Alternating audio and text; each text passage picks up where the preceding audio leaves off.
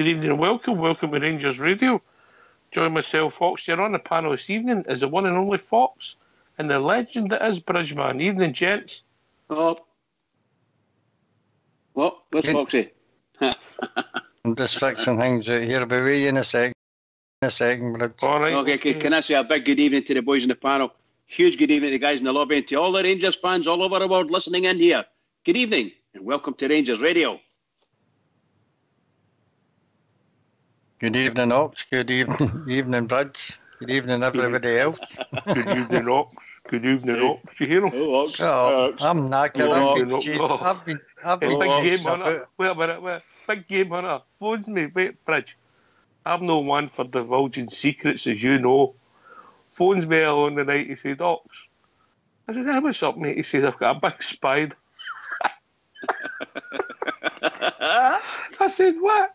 He says, I've got a big spider. What should I do? I said, open your window. I said, I've tried that. So he's been running about chasing this spider.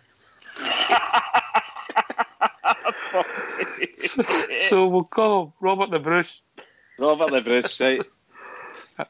How you and he's feeling, Bruce's cave. Did you catch it? I'm more worried where it came from, mate. It was that big you could have shoved a chamois in its mouth and it had done the windies, mate. It was huge. Oh, it's shocking. He was going to get a lead and take it for a walk. Oh, brilliant. I couldn't believe it. Anyway, how are you, Fox, apart from your big game hunting? Fine, mate. Happy, right. Looking forward to tomorrow night. Aye. And you, Bridge, how's Mrs. Bridge? Is she feeling the anticipation of the European tie tomorrow night?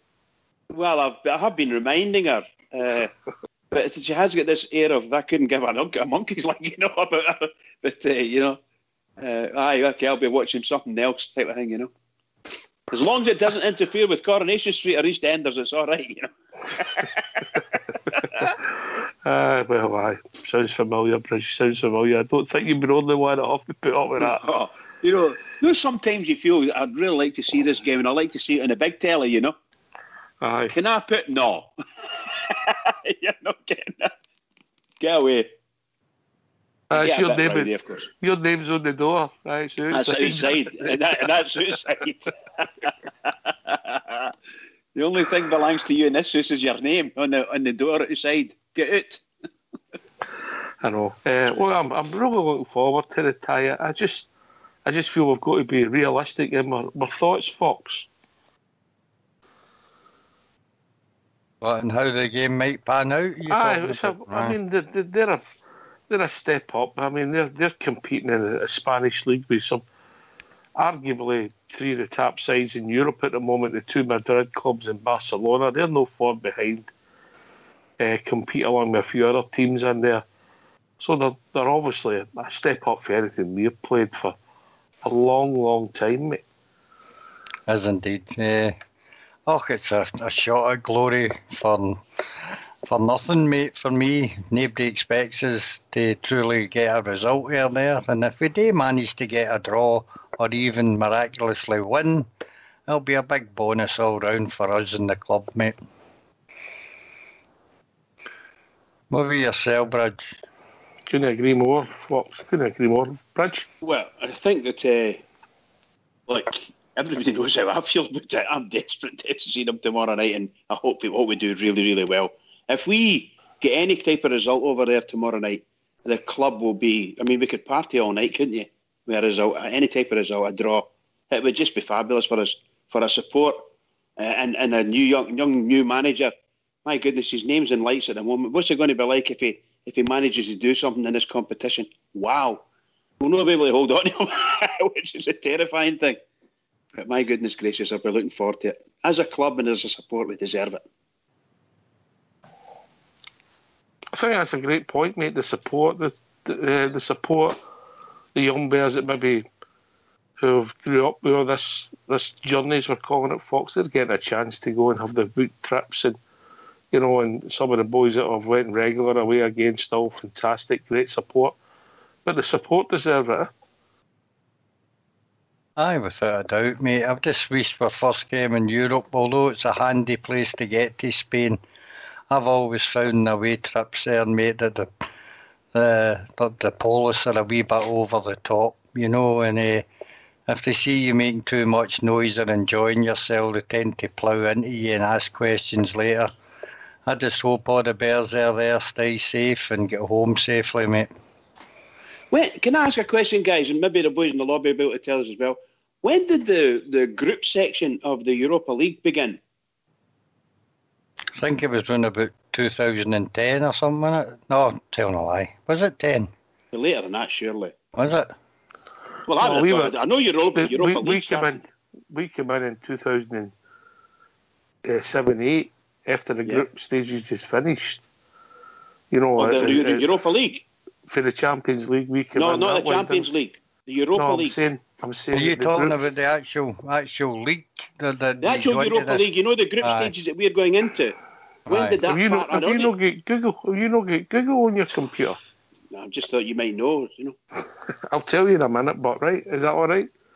Of course. Listen. Before we ask for callers, we've got two main subjects here. Right, there's a few things happening. Obviously, a couple of Fox's old school mates meant to meet with the Stuart Robinson the day. Robertson about the fan zone. We'll park that because I think that's a story that's going to grow. Obviously, there was a story last night. James Tavernier, with his new contract, Travel Rug's really pleased with that. Fox, he's really pleased so with as well. I delighted. And I know you've got a tribute set up for James, all his goals and assists. And we'll hear that about 9:30.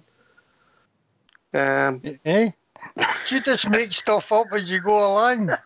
Oh, come on, Fox. You're not ready with that yet. He's been too busy chasing that spider. Life's tough. We'll talk about, obviously, we'll get people's views, but we're going to hear Fulham manager Steven Gerrard, because that will set the tone for the whole show and gives the subject, and obviously the James Tavernier story. So if you don't mind going to mute, Bridge, and anybody wants to call after the interview, it's 0141 356 1972 or joins at Skype at rangersradio.online where you were brought in the call. But before we do that, let's hear Fulham manager James Tavernier.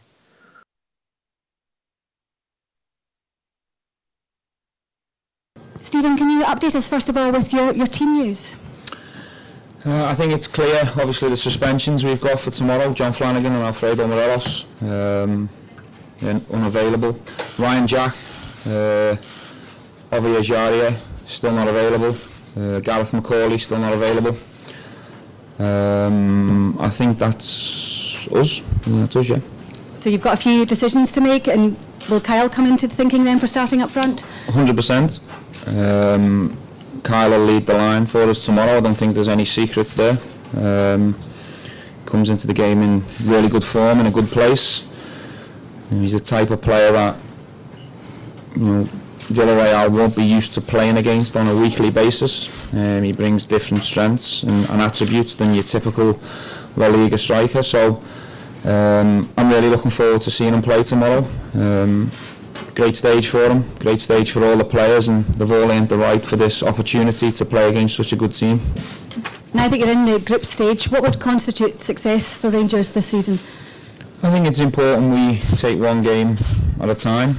I think we're the underdogs in the group in terms of people's opinions from the outside, but inside the dressing room we have a quiet confidence about us and a belief that we can cause an upset and a shock and try and get out of the group. But I'll always say the same thing. It's important to face what's in front of you, and it's Villarreal right now. But of course, we're not here to make the numbers up. We want to try and challenge the group and see where we end up. Stephen, when you look at the stage you're playing at tomorrow, and the teams you're facing, does this sort of highlight to you how far you've taken this club so far and the work that you've done in the first few months in your job? Yeah, I don't think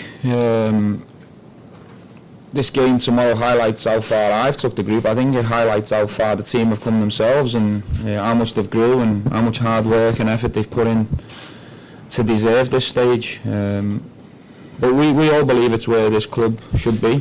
We're a huge football club who's had difficult times. I don't think many give us a chance to get to this stage. and it's quite good. We're in a good place. If teams want to underestimate us or write us off, it's fine. What's important to me is the players and what's happening in the dressing room, and I can see a togetherness growing. I can see a team growing, and I'm happy where we are at this stage. Santi Cazorla said this morning that he sees you as a reference in football, as a footballer. How do you feel? How do you see him? How do you feel about him coming back to football and having him in front of you tomorrow? I wish he wasn't facing us tomorrow. He's a fantastic player, a very difficult opponent. I'm very happy that he has come through the big injury that he suffered. The respect's certainly mutual. I think he's a player that has achieved so much in his career. Great footballer on the eye to watch, and I'm so pleased that he can continue his career. I think he's great for the game and a superb player. Every time we have a visiting British team, there's always talk in the press about this British style, say football, like long balls or whatever. How do you see that as a manager, as a player that didn't play that football, and how would you like your Rangers to look like? And la segunda parte de la pregunta. Con el perfil de técnico, ¿te gustaría entrenar aquí en un fútbol como el español? Yeah, and maybe given your profile as a manager, would you ever like to coach a Spanish team in the Liga, perhaps in the future? I think one step at a time in terms of being a manager. I think what's important is when you're a manager, you have to play to your strengths. You know, you have to look at the players that you have in the dressing room, find out your strengths and your weaknesses, and obviously we're very new, very young team together, so we've been working on a style, and the style is not to play long. We want to try and play football as much as possible, but at the same time, if we can get an advantage with a long ball, I'll use it. I'll play to the strengths. It's not about me and everything looking great on the eye, it's about winning. So I'm prepared as a manager to do what it takes to win. Stephen, you had a rather eventful night in Europa last time out. How important is it that you don't allow the sort of indiscipline that affected you in Russia come back to haunt you this time? Yeah, I mean, I've just answered this question a few minutes ago, and I'm thinking of not using the word discipline in the team talk before the game, because every time I use it we seem to lose someone or lose two people or get yellow cards, so I'm thinking of not mentioning the word before the game and see if it works in our favour. But yeah, it's vitally important against top opposition. I think the level is going to go up now that we're in the group stages. We expect the level to go up, playing against a fantastic team. And I think my players, it's time they respected each other and helped each other by remaining on the pitch as 11 players. That certainly gives you a better chance. Kyle, I saw on Twitter you were posting the other day about the challenges that you've overcome in the last year. It's been a pretty huge 12 months for you in getting your move to Rangers, birth of your child, and everything else that you've overcome. How much would it mean to you if you could cap that off with a goal and a performance and a result tomorrow night? Yeah, I think it would probably top off a really great year for me, to get a return back to the club I supported growing up. It's a dream come true again. Not many people get the chance to play for Rangers once. I've been lucky enough to play for twice, so everything that went wrong before, I'm going to put it right this time and give 110% in every game. Kyle, with Morelos out tomorrow, how big of an opportunity do you see this for yourself to stake a claim in the manager's eyes that you're the number one striker? Yeah, obviously having Alfredo missing is a big blow to us, but it gives myself a chance to come in and show the gaffer what I'm capable of doing. I'm confident in my own ability to cause problems in their defence, and if I'm given a chance to put one away, so hopefully obviously it goes my way tomorrow night and we walk away with the result that we want. How beneficial is it to have both strikers, Kyle, to have you and Morelos in that competition to drive each other on, keep each other moving forward, and that if you slip up you've got another top striker there that can come in and take your place? I think first and foremost it's very important. This question's for me, yeah? Both. Okay. I think it's important that I address this one. Kyle and Alfredo, they're not in competition. They're both Rangers strikers. They're both very good teammates who get on exceptionally well. There'll be times when Alfredo starts and Kyle comes into the game. There'll be time when Kyle starts and Alfredo comes into the game, and there'll also be times when they play together. But we're all trying to achieve the same thing, the main objective, and that is to be successful for Rangers. So there's no competition in any units within the team or the squad. Of course there's competition for places, which is healthy, but they've both got a huge part to play, and that's both give everything they've got every time they're called upon and try and post as many numbers as they can in terms of goals to help the team be successful. Kyle, how much do you think you've improved as a player since you were last playing with Rangers in European competition in the first spell? I think I've matured probably as a player. Playing abroad in Switzerland and Italy has probably helped my game come on massively. And obviously playing for Northern Ireland and the big tournaments, it obviously helps me as well. But I think overall, my maturity on the pitch has probably come around in leaps and bounds.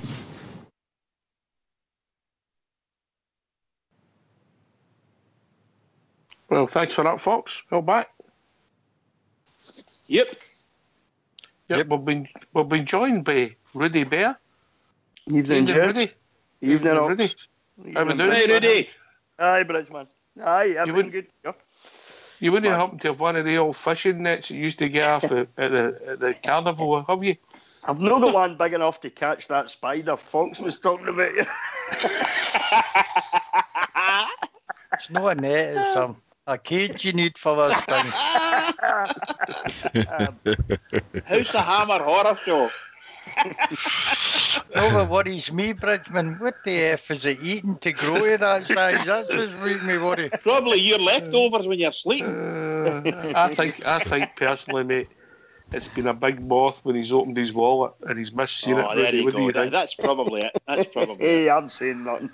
You're going out with him on Saturday night as well, aren't you? Aye. You make sure by the way, it costs Oxy a fortune when he comes up here. When he goes out with Oxy. Fights.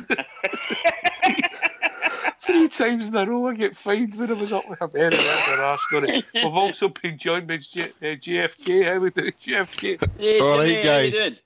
I'm fantastic. Fox, sympathies, mate. I hate spiders. Hope you catch it, mate, because I wouldn't be able to sleep if a big bit thing was too to catch it. Oh, I don't. I get my wife to go and get them. I think he wanted me to come up. If we don't find it, I go to my bed with my fly spray. Because if a bugger crawls out somewhere, Anyway, Fox, I sympathise with you, mate. Hope you get that. Good evening, all my fellow GLs fans. How's you all doing tonight? All right, mate. All right. On you go. Sorry, Ox. On you go.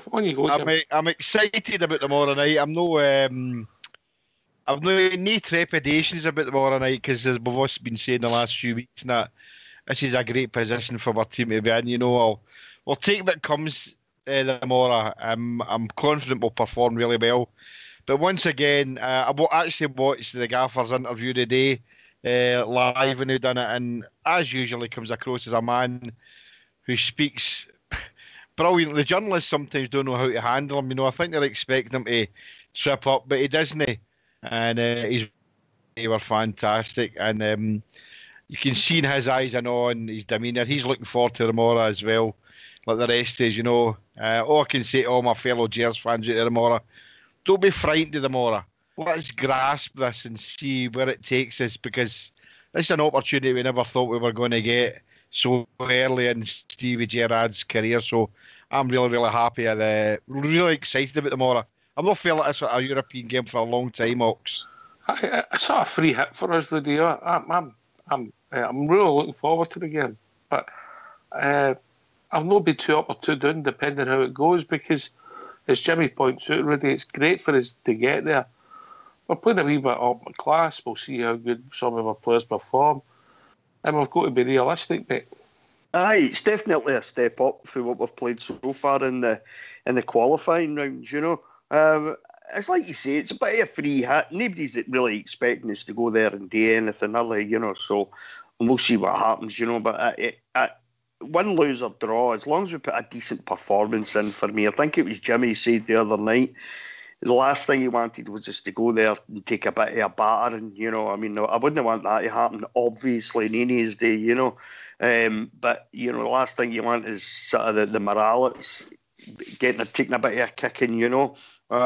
They're definitely a good side, Ox, you know. Sort of, again, I've seen lots of stuff on social media, and there's a lot of confident bears kicking about, you know. And maybe it's to do with the fact that it's been so long since we've been in these big nights, you know, and played in European competition, and we're all really looking forward to it, you know. Hasn't happened for quite a number of years now, but we're back there. We weren't expecting, well, I don't know about anybody else, I can't speak for anybody else, but I certainly wasn't expecting us to reach the group stages, if truth be told. I thought maybe if we get to like maybe the third qualifying round, we'll come up against somebody a bit better than us possibly, you know, but we got there and we did fantastically well to get there. So you just never know, Rocks. On the night, you just never know. Yeah, you're right, but I'll be honest with you, part of me would have been quite happy. I said before, I think I said it on the show, mate, that in the big scheme of things, apart from the financial aspect, it's no great for us, but now we're in it, mate. Like every Rangers game you've ever watched before, you want us to do well. Absolutely. It's true what you say, you know, for the financial aspect, it's fantastic because I'm quite sure there's no way the board planned for this. There's no way they planned to get into the group stages of the Europa League. I just can't see that at all. So financially, you know, it's a huge bonus to us financially. But as you say, now that we're there, but you know the funny thing is, Ox, see if you gave me a choice the now and say, right, you can either have the league or you can get out of that group section. The league. It's the league every day of the week for me. Every day. In fact, I think I'd whisper this to GFK and I'll take this to Bridge. The league would get to the Baku. I think we would take the league. Yeah.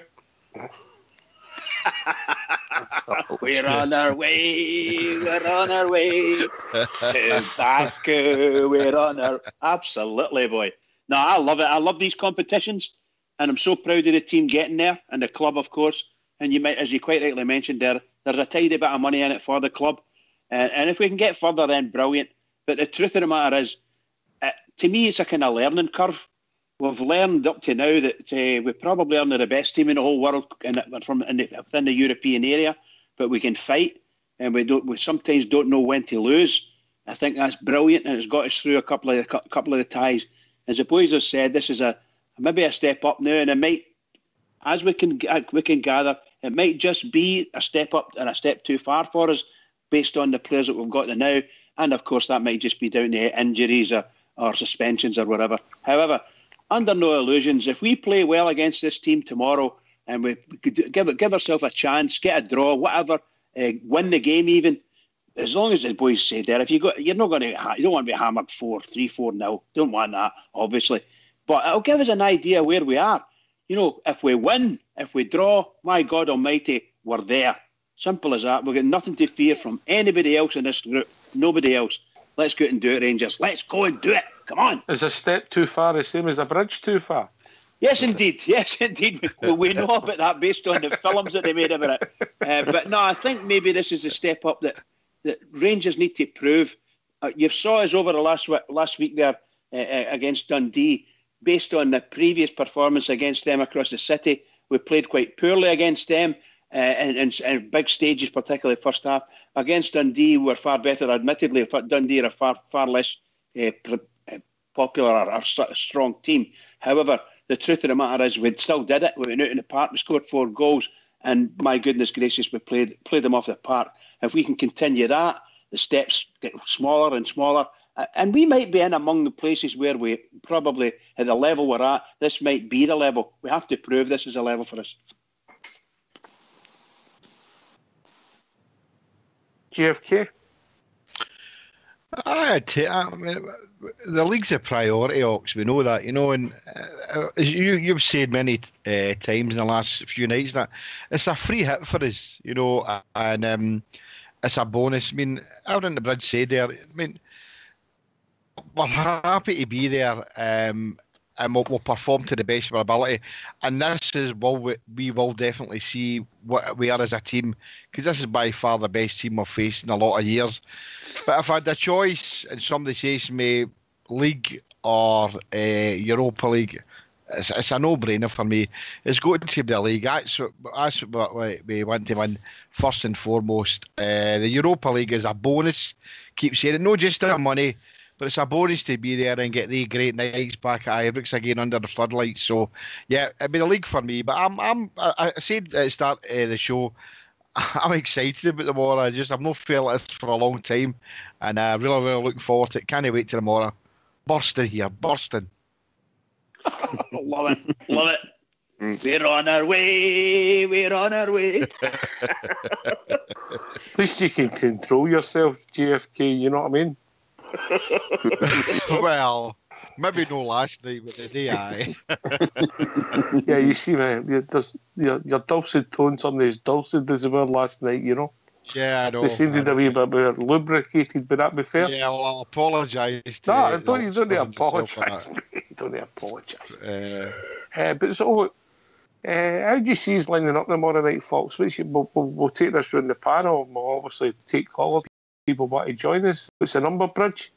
The number's 0141 356 1972. Or join us at Skype and rangersradio.online where you're brought into the call. And what can they talk about, JFK? Everything about the Rangers. Oh, Rudy, he's learning, isn't he? Oh, quick. He's picking it up. Quick. He is a pro, right, I know. Fox, what's your team for tomorrow night? Obviously, I think it looks as if Lafferty's going to start. Do you think it's a lone striker's job for him? I do. I think Lafferty will be the lone striker. But I think we need to take any chance that we've got, mate. I think we'll go with McGregor in goal as usual. The usual back four for me: Tavernier, Goldson, Katic and Barisic. Now with Ryan Jack missing, I don't know whether he'll go with Andy Halliday as a defensive midfielder. No, I think it's between him and Ross McCrory. He seems to favour Andy Halliday, and he did have a good game on Saturday. So I'm going to take a chance and say it'll be Halliday, probably sitting in front of the defenders. The midfield, four across the middle for me. I think we should go a 4-1-4-1. I think it'll be Candias on one side, young Kent on the other, and Koulibaly and Arfield in the middle, mate. And of course Lafferty up front. That would be my side.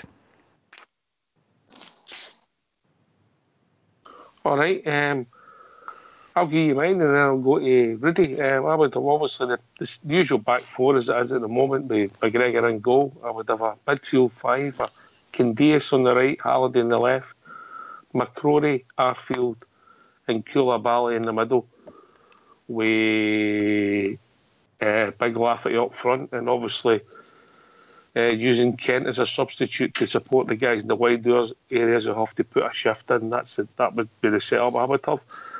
Rudy Bear. Back four, same. Goalkeeper, McGregor, same. I would go with McCrory over Halliday for a simple reason. I think he's a bit more defensive-minded, young McCrory. So I would go with McCrory, Koulibaly, Arfield in the midfield. I'd have Candias on the right. And I'd have... do you know what? I'd start with Middleton tomorrow, I think. I'd have Glenn Middleton on the left. Can't see it, mate. I really can't see him start. I know. It's obviously it's a huge game in it to bring an 18-year-old kid on. But I just think, I mean, Ryan Kent had a really good game against Dundee. Probably the best I've seen him play. And he actually contributed in the final third for a change, you know. I think between the two of them, between Middleton and Kent, you know, some of the bears seem to favour Middleton over Kent and vice versa. I don't know. I think his pace, Middleton's pace up that left and how, you know, it's kind of tailor-made to get up that left side, get the ball whipped into the box for the byline, a big laugh to get his head on it and get us a goal, you know what I mean? So, but you're probably right. I think he'll go with Kent, you know, but I would maybe think about going with Middleton, a bit laugh up front, obviously. Aye, okay, mate. All right. So, about opinions. GFK, then Bridge. Obviously, it's the same back four as everybody. Obviously, we've got the Griggs in the goal and that, but I would play a 4-3-2-1, and I'd go with Arfield, Koulibaly and McCrory, and obviously with Candace and Kent. I don't think we should chance Middleton in a game like this. You know, I think we should bed him in more in the Premiership. Although, as you know, yourself, I rate him highly. But I think it's not the game for him, and obviously a big Lafferty up front. I think Halliday, obviously, we all know, has been playing well the last few games, and the gaffer's put a bit of faith in him. But I just think this game tomorrow night is suited to McCrory, you know, and I think that it would fit in there, no problem, in place of Halliday. So that'd be my 11 there, guys. And obviously, I'd like to see Middleton get somewhere in the game, if depending obviously on the way the results going. But I would play McCrory, see the Halliday, and I'd definitely play Kent. Rich? I'm slightly different from Jimmy there. I would go obviously McGregor in the back four as normal. I'd do Candace, Koulibaly, Arfield, Hall, Halliday, Kent, and Lafferty up front. That'd be mine. Say that again, mate. What's your midfield? Candace, Koulibaly, Arfield, Halliday, and Kent. All right, okay. So you've got pretty much one difference in, yeah? That's it, yeah. All right, okay, aye, okay. All right, the teams are pretty similar, Rudy, you know, but obviously we've got a few players missing. Flanagan, Morelos, Jack Ajaria, you know, so the squads came a long way in a short space of time, mate, really, when you think about it. That's without Rossiter, Dorrans, maybe even Lee Wallace. How's the Hawks? I mean, you were talking about, you know, the other night there, you know, how, you know, there was players on the bench on Saturday that you looked at and you thought you could bring them on and they could do a job for us, you know. Well, we never had that last season, you know. There was many games we looked at the bench and there was nobody really on it you thought could come on and affect the game, you know. I mean, regardless of what team, I mean, there's a wee bit of difference, you know. We've all picked a team there. There's one or two possibly a difference for each pick. But the point is, regardless of what player you put in there, they'll all go out to play and do a job for Steven Gerrard, you know. He's got them all playing, you know. So you have to be kind of confident, you know, whoever he puts in is going to do the job, because it's looked like that up to now for me, you know. I just got to say there, Ox, do you guys think that he's taking Dorrans there just as a training exercise, or do you think he might play some part of the game, and the possibility of maybe having a decent in Sunday against St Johnstone? Do you guys think maybe he's just there to enhance the squad, or do you think he might be part of the game tomorrow night? I'd be very surprised, Jimmy, if we see Dorrans tomorrow. Such a huge game, you know, for the first game back, you know, when being injured it's for so long. But, you know, you just never know what his thinking is. Maybe he showed in training that he's ready, you know, and depending on how the game's going, maybe we will see him. But I'd be very surprised, I have to say. Yeah. You know? Yeah. I think he's there because he's part of the squad. I don't mean the playing squad, the last 18. He's there as part of the bigger squad. And the truth of the matter is, it depends if there's any more wee knocks between now and tomorrow. You know, he may actually be forced to put him in as an extra midfielder. Might not play him, but he might put him on the bench because he needs to. We don't know. I would love him to come back. He's a smashing player. I think he's a great player, Dorrans. Brilliant. He's one of the senior professionals in the squad. Absolutely, pal, yeah. You know, so maybe he's there simply for his experience, you know, because it's a young team, you know, there's a lot of young players there. Pal. No, I mean, if we're taking 24 players over there, or 20 players, how many we're taking, I think there's only going to be 18 which, as a playing squad. He may not be part of that, but it wouldn't surprise me if he was. And there's maybe the manager's no intentions of... You remember a few rounds ago, Bridge, when Lee Wallace appeared from nowhere and he was on the bench, right, and he was just getting them used to being back within the group. So you never know if he's just doing the same thing with Graham, yeah? That's exactly what he could be doing, yep, absolutely. I do wish him well, and I hope he is fit enough I'm not saying I hope he's fit enough to play, but my goodness, if he is and the manager brings him on in the second half, I think he's a smashing player for us. And they bettered the squad. I thought last season he was awful unlucky. So this time, the start of the year there, the end of the year last year, he's up unlucky with injury. Now he's back, and hopefully, and if he gets a grace with better players in the team, take a lot more weight off him, let him be a wee bit more free. It'd be great to see him. I think he's a smashing player. We've missed him, seriously. Well, it'll be interesting to see. First and foremost, you've got to get yourself fit, Jimmy, and then Yes. you've got to get yourself in the team. You know, it's not going to be easy. There's real competition now. Aye, but as Brad said there, I mean, it might be showing up something well in training that's allowed Stevie G to bring him into the squad. I know he's part of the 25 named players for the Europa League squad, but I'm a great fan of Graham Jones. I think he's a cracking player, you know, and it'd be great to see him pull on the blue again. And if it's a more a night for whatever minutes he gets, it'd be fantastic. But it'd be great to see him playing Sunday. It'd be great to see if we get a decent start on Sunday. But really looking forward to him and wish him a good speedy recovery, because I know he's right at the tail end of it. And maybe this is the bit now that he's going to show us that he's ready to start playing the first team again. And if you throw Rossiter into that mix now, I don't know how Rossiter's career's going to go, and hopefully we wish him all the best. But if he was to come back with a long bout of fitness, Rudy, we'll I'd get like real that. competition for places in there. I think young Rossiter's a player. I really do. And the fact that we've not been able to keep that boy fit, it seems like any longer than 2 weeks since he's been here, it's just a real shame for me, because I think he's a real player, that boy. You know, I love the way he goes in for I love the way he loves a tackle, you know, and he gets in about people, and, you know, he's a fantastic wee player, I think. I haven't seen anywhere near the best of that boy yet. We really haven't.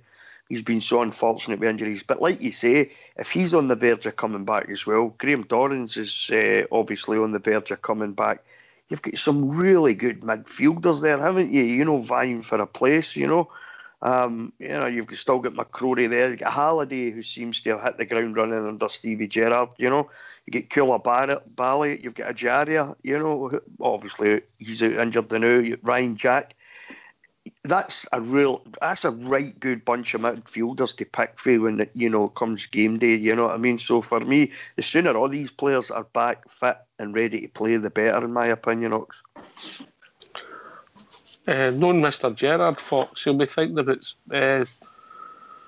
quite quickly. He'll be thinking about Sunday's game as well. Yeah.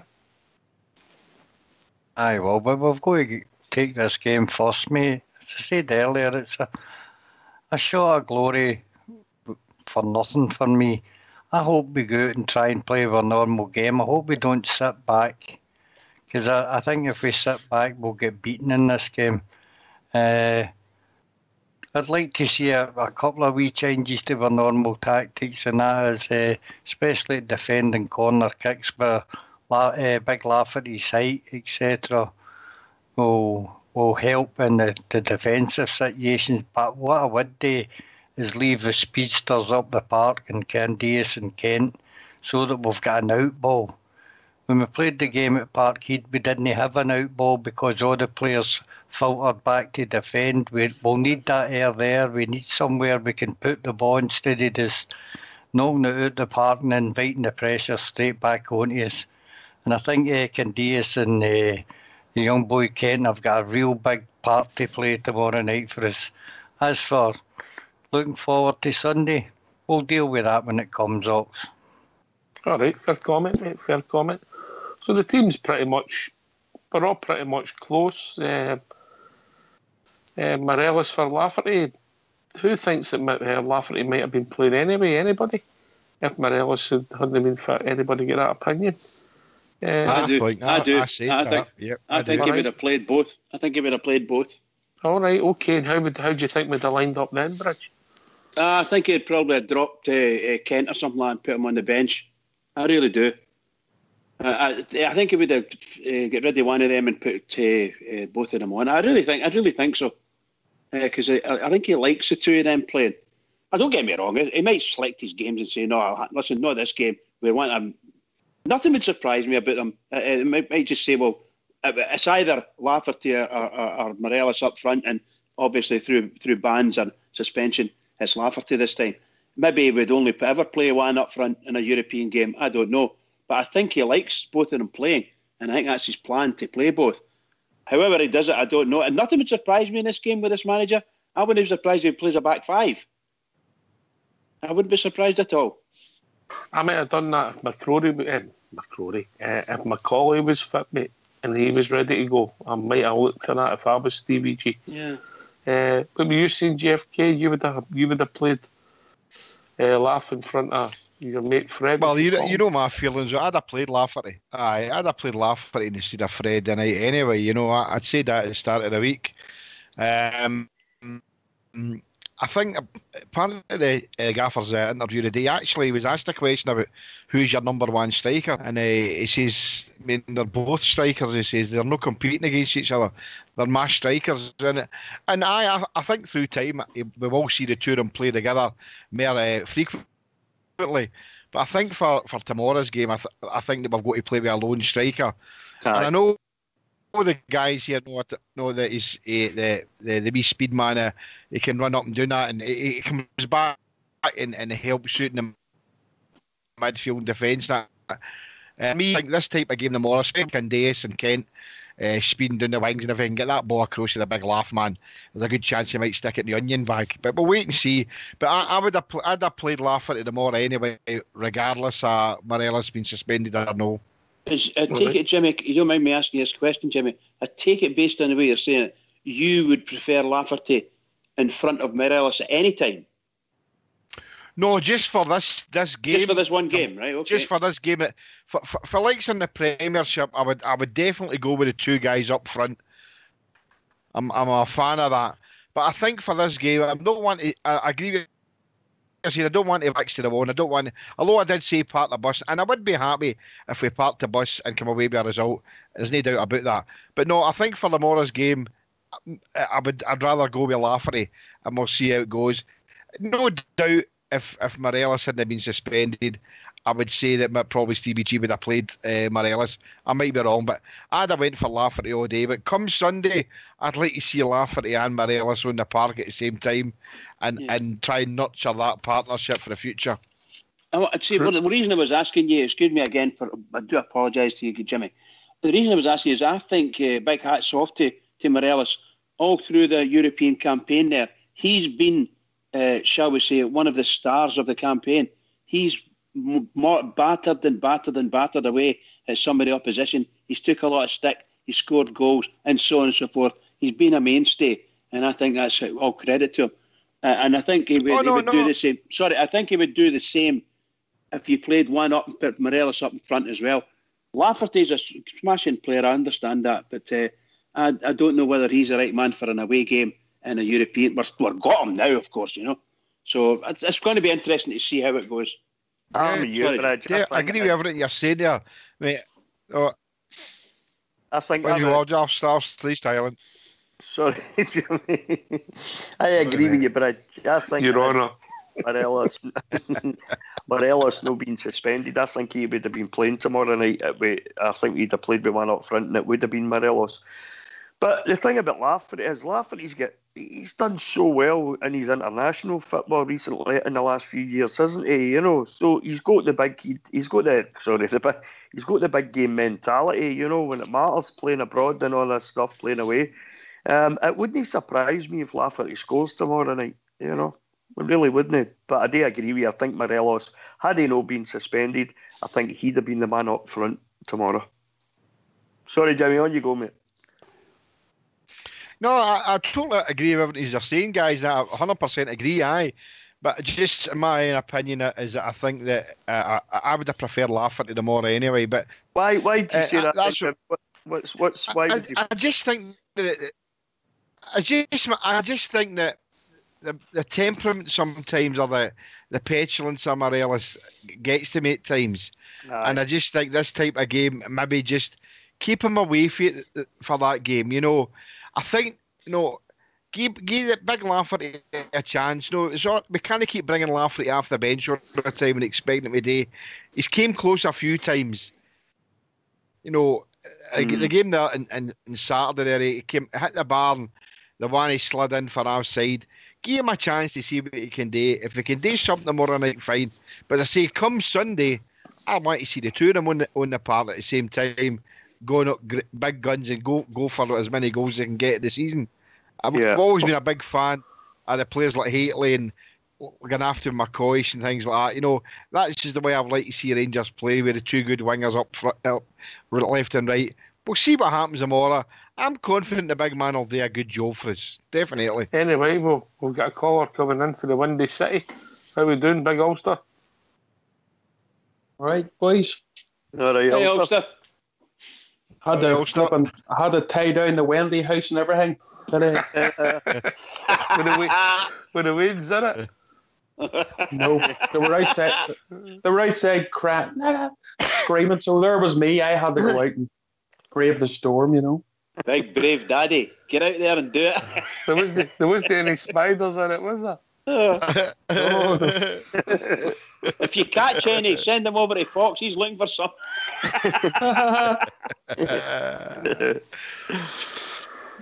How we doing, big man? Everybody safe?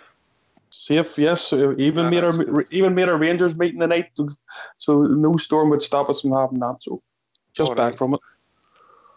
All right, I made the arrangements for that individual to meet you on Saturday afternoon, mate. Happy days, great. Can't wait, mate. All right. So whatever you say, we're talking about the team tomorrow night. Interesting. What would your team be like? I know we know you don't like Lafferty, and you wouldn't have played McCauley if he was fit nearer. So, give us your team.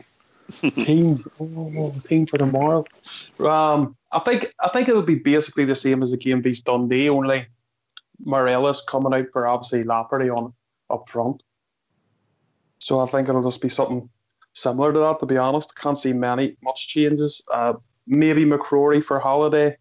I don't know, but he hasn't really played many games, has he? But maybe for a defending sense in the midfield, he might go with McCrory. I think that could be the only real one I could see maybe a bit of a shock coming into the team. But apart from that, I think we'll go with very similar to Dundee. Fair enough. Pretty similar to everybody else. And the question we're debating this now, we should split the panel. Is whether you'd have started Morelos or Lafferty tonight, or both if Morelos hadn't been suspended. It's tough, isn't it? I think he'd have went with Morelos because he's already used him before in the Europe games away from home, and he's done a pretty decent job. He'd have maybe have put Lafferty on the left for Kent, but after Kent's great game against Dundee there in the weekend, I think he would probably have to play Kent. So I would say it probably would have had Lafferty starting on the bench, but I'm pretty confident with the big man starting tomorrow because it's a job he's had to do quite often for Northern Ireland, especially away from home. And he's always done a decent job playing up front on his own away from home for Northern Ireland. So hopefully with that experience, he can have a good game for us tomorrow. All right, fair enough, mate. That's a fair call, I think. The game tomorrow night is we've agreed, Fox, is a bit of a free hit, but it's great to have us back getting all this profile. We're getting mentioned in the media all over Europe, and it's a great story and one that's getting met positively all in Europe, apart from one certain place. Where would that be? I'll leave that at to you, home. mate. At home, mate. Across the water. Aye, it's great that we're getting high profile, that we're getting through this competition, but we want a high profile because we're winning games in Europe, not just because we're taking part. And I think in the back of Stephen Gerrard's mind at this probable time, he thinks he can get out of this group. And if he does, good on Stevie. But I think the Rangers support, mate, are a wee bit more realistic. We know we're hoping to take points in the sections because points mean money. Look, and a draw away gets you a fair whack of money if you can manage to get that, mate. So I don't know what else I can say in that point, Ox, to be honest with you. All right, mate. Rudy. I just think the fact that we've waited so long, we thought last season, we were going to have a wee tilt at the old European football again last season, didn't we? Look how that turned out, that was sorely disappointing, that was, and we made a big deal about being back in European competition again and stuff like that last season. We completely fell flat on our face. That's not happened this season. We've done so well to get to the group stages, and as I said earlier, I have to hold my hands up and say, look, I never expected to get into the group stages, but we did, and we've done well to get there, really well to get there. We've been our European, sports stations, and they've been talking about it in BT Sport and Sky and all that. They were, one of the champions. I can't remember which one it was. My mate says one of the Champions League games last night. I didn't see any of the Champions League last night, but he was saying even in one of the Champions League matches, they were talking about Steven Gerrard and Rangers. So it can only be good for us, can't it? Really, But I don't want us just to take part in the thing just for the sake of making up the numbers. We want to give a good account of ourselves too, though. We want to go in these next 6 games that we've got coming up, the 3 home, 3 away, and give a good account of ourselves. The last thing we want to be is the whipping boys of the group, Steven Gerrard made a good point in his interview. As far as a lot of people are concerned, we are... we're not exactly favourites in the group. Well, that's all right, that doesn't matter. That's okay. It's what you do on the park that counts, though, See if you could just come away with a draw. Even a draw tomorrow night would be a fantastic result for us, because we'll not play anybody like this in Scotland, and that includes them across the road, regardless of what the press in this country think. We'll not play anybody like Villarreal in this country. Jimmy, then Bridge? Money-wise, guys, 2.9 million euros just for getting to it. And then for every win, it's 570,000 euros and 190,000 euros for a draw. So that's money not to be sneezed at, is it? That's good money if we can, I've always said that to get through this group is really doable. And I'm basing that on winning our 3 home games and maybe taking something against Rapid and maybe hopefully take something tomorrow night. But I mean, we don't just want to be going there, as most of the guys have said tonight, we don't want to just go in there and say that we are Rangers and everybody's giving us plaudits because we're competing in the Europa League. We want to go and compete and get points, not just be part of, as they say, the party that we're new in the group stages. I want to go to Ibrox and obviously watch the other games, the entirely away games that my team's going to perform and hopefully come away with a result that is good for the club, not just financially, but to get into the next. What would it be like if we get into the next stage, guys? God, to say, what is this? What are we going to be like that night?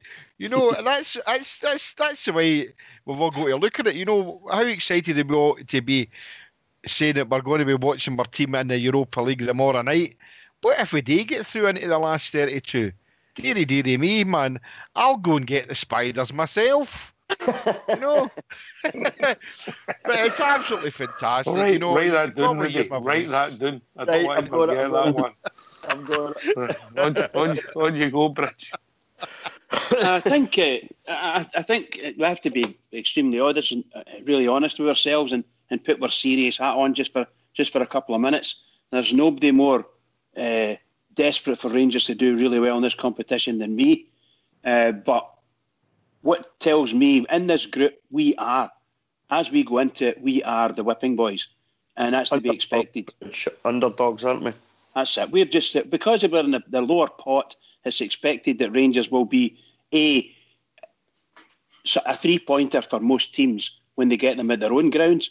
And the possibility is they'll take points off Rangers when they get to Ibrox. But the truth of the matter is now, we've came quite a long way in the last few months under this manager. So even though we're in the lower pots, we've improved to the point where we are a really good side based on our Rangers fans and the way we view our team. So tomorrow night's going to be quite a bit to view for all the Rangers fans. And that, as I said earlier on, this is going to give us a really good idea just where we are insofar as can we cope against better quality European teams? The probability is we will be able to cope. I'm not saying we're going to win every game or anything like that, but I followed Jimmy's hopes about winning the Fortress Ibrox. If we can do that, the world's your oyster, seriously. But not under no illusions. We're going to a place where it's renowned with this team have beat a lot better teams than us over the last few years. So Rangers are going to have to come up and step up. I mean, really step up and put a really good show on to get something out of it. And that's what I hope they do. I hope they get something out of it. I'm desperate for it. Seriously desperate. Big Ulster. Yeah, I'm just getting really excited for it, to be honest. I think this is the reasons why we went and watched their team beat Annan and Cowden Beef. Oh, God, Cowden Beef. People like this. Did we beat them? Oh, jeez. That was hard work. But this is why we done things like that, because we wanted to drag our club back to where we thought they should be. And games like this is just to enjoy.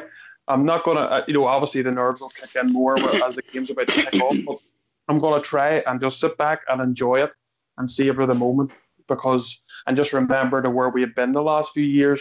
I think we also just congratulate ourselves as a support for how far we stuck into the club, and we've got our club back to where they should be, and it's playing games like this against Villarreal in Europe, and long may that continue.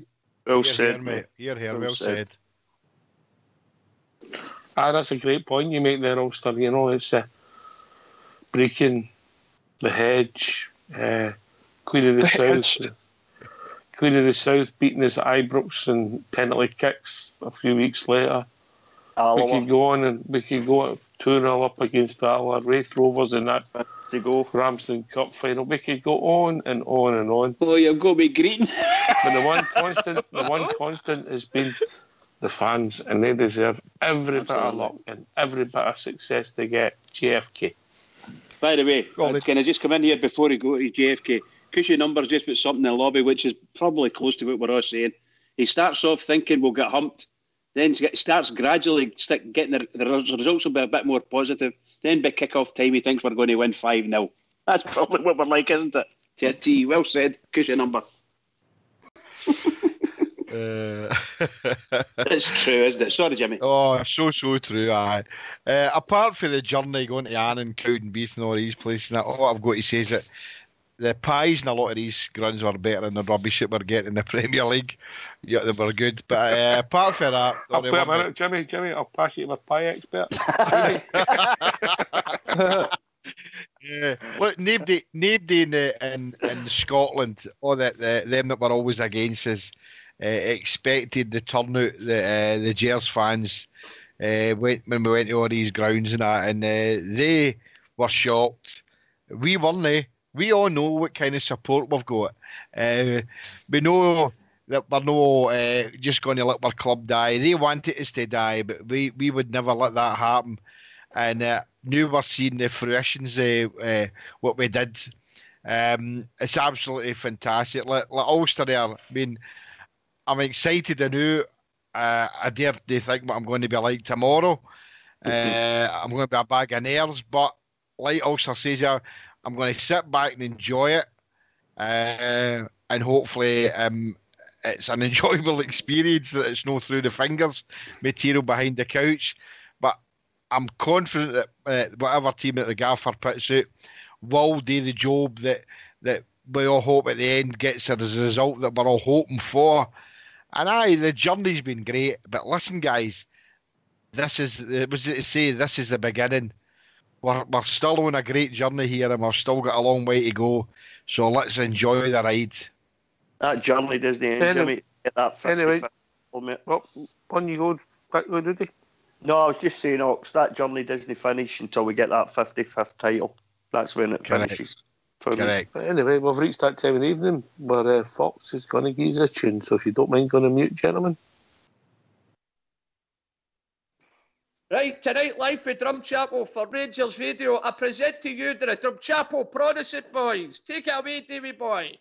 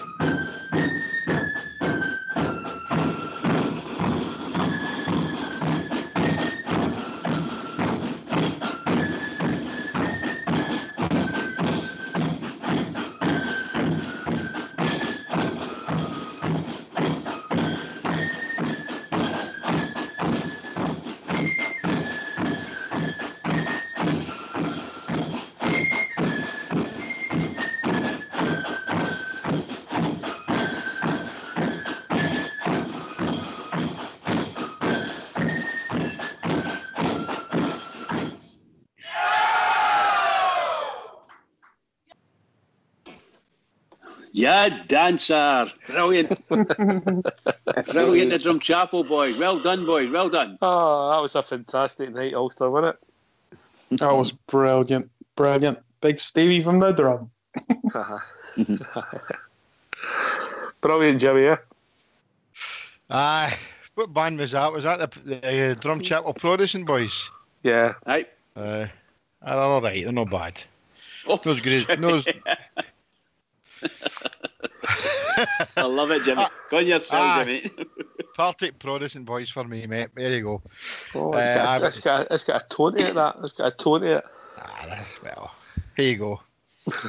Not a bad band. They're all right. Anyway, if people want to join us, what's the number, Rudy? It's 0141 356 1972. And Bridge, just to let you know, you'll need to have a word with that Cumbrian Bear in the lobby, mate. He's hogging the dance floor again. Skipper's complaining. Wow, that's some amount of dancing he's doing in it. And he's got a lot of partners in there, by the way. He's got a lot of partners, so he must be feeling really good. Must be just real life. Must be just real life for Cumbrian Bear. Absolutely. And you can join us at Skype at rangersradio.online, where Fox will bring you into the call and you can talk about anything Rangers related. And we're going to move on to tomorrow night's game and talk about the fact that we're captain James Tavernier, whatever you prefer, got a new contract yesterday. Did anybody see that coming 6 months ago? We'll start with Rudy Bear. I think I probably did a wee bit. There was some bit of interest. I think it was West Bromwich Albion, wasn't it? So there's obviously interest in him.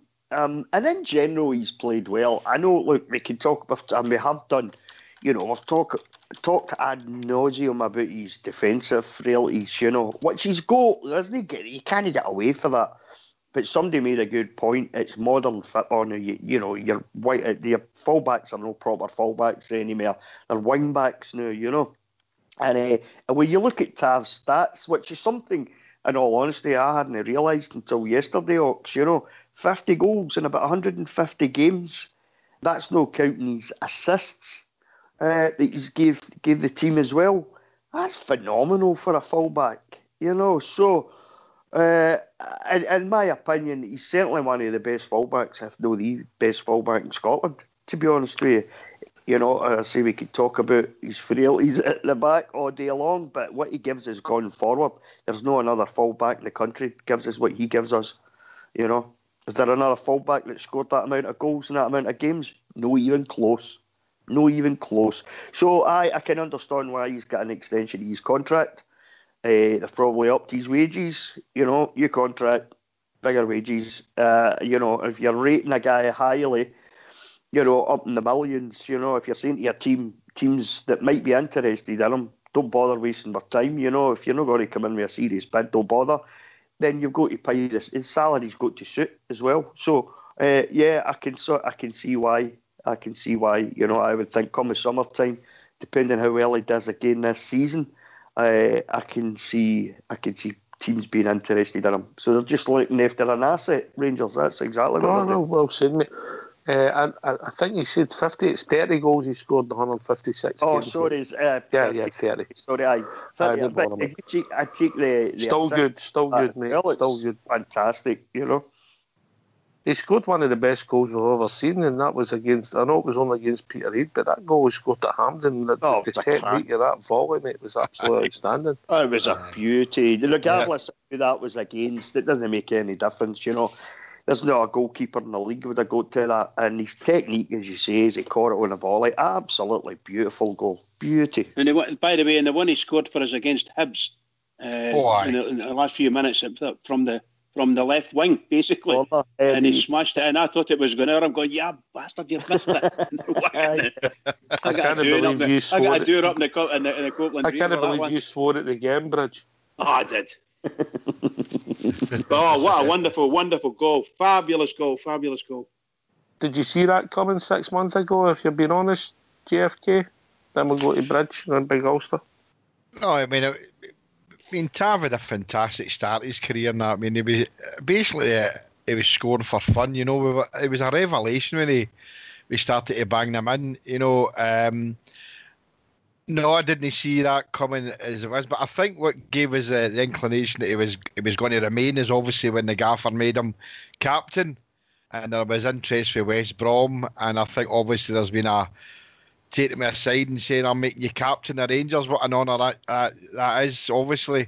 So I think that kind of tilt is all that. No, he's not going to leave just now, but. He's an asset now, isn't he? I mean, he's signed to 2022, and if somebody wants to come in for him, then if we're going to go down the road of the other side's valuations of players, then we can do the same. He's a bit of an enigma at times. I know he's made a few mistakes, but I don't think it was Rudy Abridger said that. I mean, in this modern game of football now, fullbacks now aren't really fullbacks per se, they've got a lot more work to do. I'm pleased. As soon as it was announced, I was really, really pleased. As a cracking player, he's number one in the team sheet. So definitely captain of Rangers. Proud for him, and he should be proud of himself to be called the captain of Rangers. But yeah, he merited the contract, and I'm pleased it's been good to him. Rich, then Ulster. Yeah, I can't disagree with what the boys have said so far. I just, to be honest, I think you're talking about 6 months ago. The truth of the matter is, if someone had come in with somewhere between 3 and 5 million for him, just at the end of the season there, I reckon if we didn't have Steven Gerrard, I reckon he would have sold him. Gerrard stuck by him, made him his captain, and here you go. I think he's already had already signed on in January to 2021, so it's just an additional year. I'm saying this, just listen to me. He signed it for an additional year, plus he's got a good raise in salary. He's a captain, and he's getting paid like a captain. And as Jimmy said, he's proud to be a captain, and we're proud to have him as a captain. That's not to say you can't, shall we say, have we critique of his defensive performances. We know that, but he's going forward. He's certainly the best in Scotland when he goes forward. My only, shall we say, grump about him is that he doesn't cross the ball to the right part. Sometimes he puts the ball in way miles past, So I'm looking for a bit more better crosses from him. But really and truly, is a tremendous attacking fullback. Tremendous. Big Ulster. Yeah, I think it's good from the club to sign him up, because obviously the past window there we've seen interest from down south. We do have problems with him at times defending. Sometimes we're on here and we're, after some games, we can give him a wee bit of stick, to be fair. But when he's attacking, he can be unplayable at times. He is, when he does them 1-2s and runs in, and we've seen some of the goals he scored, some of the link-up play as well. He is a big asset for us. And I think the club have done a real good job in tying him up. It means if any club wants to come down south, they'll have to make a serious offer, because we've got the long contract. And if he has a good spell here in Europe, and if he has some of his good, and he shows his attacking play and what he can do, and that's what a lot of clubs down in England want, is these wing backs that can attack. That's what the most of the clubs you'll see down there, they play that way, with their wing back playing like that. And if he can have a good display in Europe, his money will go up again. So I think it's great business by the club. Fox. I'm one of the few that's always liked Tav since he came, mate. I think he's a great player. I think he adds so much to our side, and especially with Candias in front of him. But they really have a right balanced act between them, attacking. Okay, we all tend to agree he's not the best tackler or positional sense, but I think he gives so much to the team that there's no MD else. I don't think even Flanagan or anyone else is compares to him, mate. And as Rudy said earlier, if you're knocking back big, decent bids for him, mate, you've got to pay him accordingly, and he's due his contract. We've signed strikers, mate, that haven't scored 30 goals for us in a couple of seasons, never mind anything else. Great value for money, James Tavernier. Good point, Fox. I mean, the stats are 1 in 5 for fullback. No bad going. Obviously, a few penalty kicks in there, Rudy, but It's all right. You throw his assists in there, and no bad stats. Absolutely. I mean, even at the penalty kicks, I've got to put them in the back of the net, and I don't really remember him missing many. You know, he's fairly confident at the old penalty kicks. 9 times out of 10, but I remember they hit the back of the net. And at the end of the day, I don't think you can ask much more of a fullback. You know, 30 goals. He'll have an absolute shed load. I'm sure somebody can look it up at some point, but I'm sure he'll have had a shed load of assists as well. And Fox is right. You know, he does. I mean, see, 2 seasons ago, I would have got rid of him. I'd have punted him for a couple of $100,000 just to get him out the door, because I used to get so annoyed with him. You know, his defensive frailties, as I mentioned. But it's in the last season or two, it's dawned on me what we actually get off him when he's gone forward. And him and Candace, as Fox says, have got this great partnership on the right-hand side. And we said the other night, when Candace doesn't play, Tavernier doesn't play. You know, when you've got Candace on the field, you know, they've worked so hard, obviously, in training and what they're going to do in that side of the park. And the two of them, 9 times out of 10, will give you a really good performance, you know, and you'll get something productive out the two of them. But he certainly deserves, I think, you know, if he's been made the captain at Rangers Football Club, it's a huge honour, that in itself. But if you make somebody a captain, you've got to, not only if you knock bids back, but if you make them a captain, you've got to pay them accordingly. You've got to sort them out with a decent contract, you know. And Stephen Gerrard obviously thinks very highly of him. And Stephen Gerrard's willing to give him his contract extension and make him captain, then that's good enough for me. You know, he knows far more about football than I'll ever know. It's not as many right enough. Yeah, you're the expert. You've got skills that Stevie couldn't imagine, mate. Never matched me at all, mate.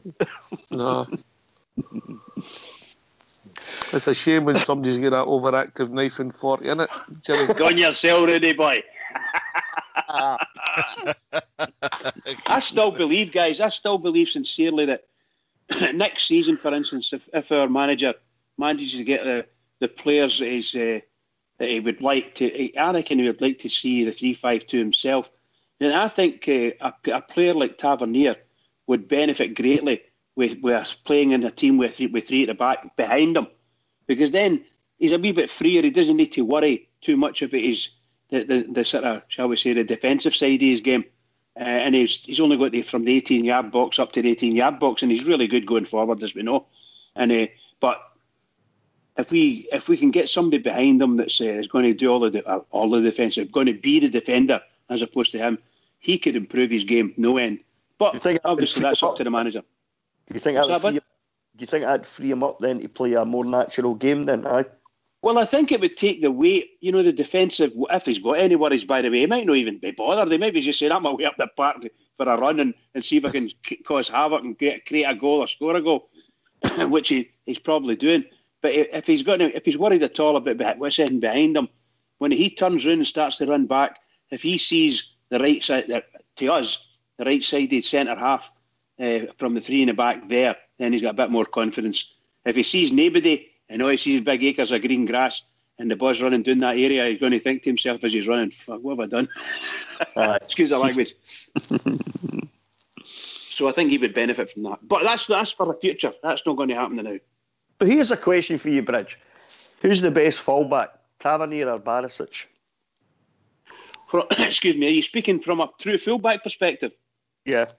I'd say Barisic. I think Barisic is the best fullback we'll see for quite a while. If he keeps going the way he's going, he's showing all the skills. He's a smashing, the very determined fullback, not a bad tackler, and my goodness, he can move going forward. He's quite speedy and puts some beautiful balls in. And of course, we know that Tavernier can also do that. He's quite fast, quite tricky with the ball at his feet, can beat his man and get the ball across. So it's both sides can work very well, but I don't think he's got the pace to get back the way the same as Barisic has, and I think Barisic is a far better tackler than him. I agree with you, Bridge. It's interesting. Would it be fair to say, GFK, that Tav has got slight flaws in his game, maybe reading the ball defensively? That's his main man for me, but he's set up. Because he's reasonably quick. He's nice with the ball at his feet. he attempts to go for headers. Obviously, sometimes get beat when people peel onto him, but that's his flaws. His attributes are his forward play. Just in general, it's above average. Is that fair? That's a fair assessment. Definitely, for me, Barisic is a better defender. I think his reading of the game, Barisic, is for there to see. He's an intelligent player, Barisic. He's crossing a ball, that the way he can get that ball there. Some of his crosses are fantastic. He's laid down a couple of goals. The way he can whip that ball into the box. We all know that Tav's got his faults now, but I think if you outweigh, put them side by side now, his skill outweighs that. He's fast. He scores goals, whether it's penalties or no. He's still got to put the ball in the back of the net. Sometimes his headering isn't what it should be, but this might be the making of him to become a more complete player, becoming the captain of Rangers. People must pull him aside. The Colin Steens and the Bud Johnsons, who are ambassadors at Ironworks, and and I don't know if Big Greggy's involved with Rangers anymore, but they need to pull Big Tav aside as previous captains have before him and tell him exactly what being the Rangers captain's all about. Because it's a great honour to be the Rangers captain, and he should realise that he's got to show that he's an honourable player, and we'll appreciate that, and we'll show the respect to him as he shows it back to the jersey. And I'm pleased that he's been given the contract. But yeah, on a game-to-game basis, I would say that Barisic is a more intelligent player, Ox. Obviously we've not seen that much of the big game yet, but he potentially looks good. But the Stevie Gerrard effect, Fox, is Tav the first one to be sprinkled with the stardust, mate, and be looked after going forward? No, I think he's going to do the same with Morelos, isn't he? He was also subject to bids the last year, and if you're knocking back bids, you've got to up the money that you pay them. I think Alfredo has improved under him, and people are raving on about Andy Halliday, who seems to have improved a lot under him. I think Tav's just improved that a wee bit more than last year. I don't know, we keep saying that he can't jump in the air, mate. Many balls does he wing when McGregor knocks the ball out wide to him, mate, and he's challenged on the wing. He wins his fair share of headers. He's never going to out-jump a 6'3" centre forward, mate, if he gets caught at the back post. But I think he's a decent defender, and if he's close enough to get to a man and get his tackles in, I think he wins about 80% of his tackles. I think he's a good fullback, mate, and very underrated by the Rangers support. And I think Steven Gerrard noticed that in Tavernier, that he was a better player with maybe a bit of advice. I heard Richard Goff had a wee talk to him when he was made captain, so he'll be getting to know what the responsibilities of being a Rangers captain are. Being the captain, in some clubs it doesn't really matter. But in our club, it's not just on the park. JFK and Edinbridge. I mean, as I said earlier on, being the captain's is a privilege, and an honour. But what Stevie G's done, we're talking there about players that he's managed to nurture a bit more. And I think the proof's in the pudding there with Halliday. I think Halliday's been performing well the last few games. And I think whatever it is that Stevie G's done for him is great. And he's obviously done that for Big Tavernier. I didn't know that Big Goffey spoke to Big Tav, and that is great. He's got to tell him and show him what exactly being the captain of Rangers is. But like no other club, as they say. We are the Rangers, and we expect our captain to be a respectful character who'll go out and perform for us every week.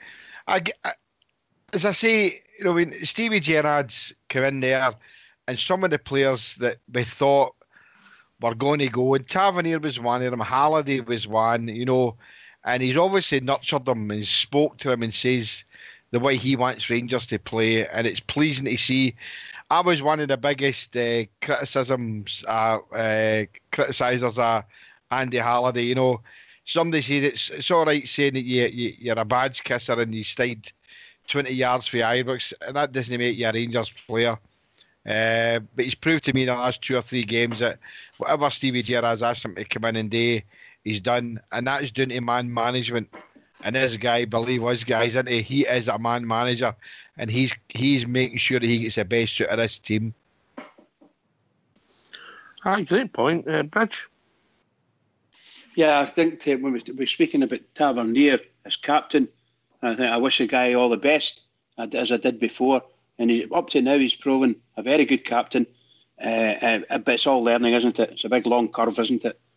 So he's not been noted for making any major decisions yet, because the manager's doing all that for him in that sense. But he's a good rallying point. He's got his 100% heart. Everything he does is heart. Fox is right. Sometimes he comes back and he does get his tackles in, but there are times he just goes to sleep, as we've said before, and not that long ago. He goes to sleep and he loses his man. His man walks past him and causes the danger, or possibly even scores. These kind of things happen, and they happen to people when they've been away up the park, and then they come all the way back and they think they're in position, but they're not really there. So, in my opinion, he's a smashing player going forward, a brilliant player going forward, and isn't that for bad at jumping to head the ball right enough, as Foxy said, when the goalkeeper throws it out or kicks it out, he can win a lot of headers there. But the truth of the matter is, he's not a fullback. His game is not being a fullback. His game is about picking the ball up and running 20, 30 yards with the ball at his feet and a bit of interplay with the midfield or even the forwards, and he can cause havoc. He can get to the byline. He can put good crosses in. That's what a good wing back does, and he does that brilliantly. As far as Andy Halliday's concerned, we've said it last season. Nobody has got, shall we say, a higher opinion of Andy Halliday than most of the boys on here. We all think, we wish and hope he turns really good for Rangers. But I think we all said the same thing last season, is that maybe, again, it's a step up, huge step up. And if Andy can go with that step up and ply his trade and prove himself in Rangers, as we go forward, the step ups become higher and higher. And if he could stay with us, well done, because he is a Rangers right through, isn't he? Rangers all the way. That's what I've got to say. Yeah, but interesting. Big Ulster. Yeah, I'm sort of in agreement with everyone there, to be honest. He does. I know we've said it before. Like he does have his flaws. You know what I mean? We know that, but that's probably why we got him in the first instance. That's why we've got him from Wigan for such a good price at the time. I think it's been 300,000 or roughly. But he's improved since then, and that's obviously why you've got clubs like West Brom and other English clubs who've been inquiring about him. And as I say, as a captain, he's done pretty well. He hasn't done anything majorly wrong. I think he's a good ambassador for the club. He's never in the papers getting himself in trouble or anything. He sort of seems to keep his head down. And I think Goldson has said himself, his defending was maybe a wee bit offish, but he's getting better there. So obviously that's things that they're working on training. Goldson as well is working with him. So I think it's going to be good. I think he'll eventually go, but I think it'll be for a lot more than what we had bought him for. And I think that's why the club's good, what we've done now, because we've sold players in the past for very little money. And I think that's changed now. I think the manager's doing the right thing. He's tying up his assets. He knows better than anyone what the market is down there and what these clubs are looking for. And he obviously believes that Tavernier can go for a good sum eventually for us. So I think it's great business by the club, and it's good to see the club's backing the manager by tying down the contracts for the players that he wants to keep. Makes sense, Fox, huh? Aye, without a doubt, mate. The other thing about Tavernier is every level he's come up, he's performed for us, mate. We got him in the lower reaches when we were doing in the lower divisions, mate, and he's improved in every season for me, and he's still getting better. Hold on, I'll need to bring a caller in. Can you pass that on? I think it's Flanagan, Mr. Flanagan's phoning. I've been joined by Big Al, mate. All right, how we doing, big man? Good evening, gentlemen. You all well? Evening, Al. Cheers, mate. Aye, I'm good. It was a lovely debate this evening. Excellent. Good to be speaking about good football. Looking forward to the game tomorrow night. Just on the Tavernier thing, I stated at the beginning of the season, I don't see him as a captain. I don't see him as captain material. He's a good player for us. He handles himself well, as Ulster was saying. The club's been prudent in protecting our assets because he is an asset for us. But like I've said before, his qualities are going forward.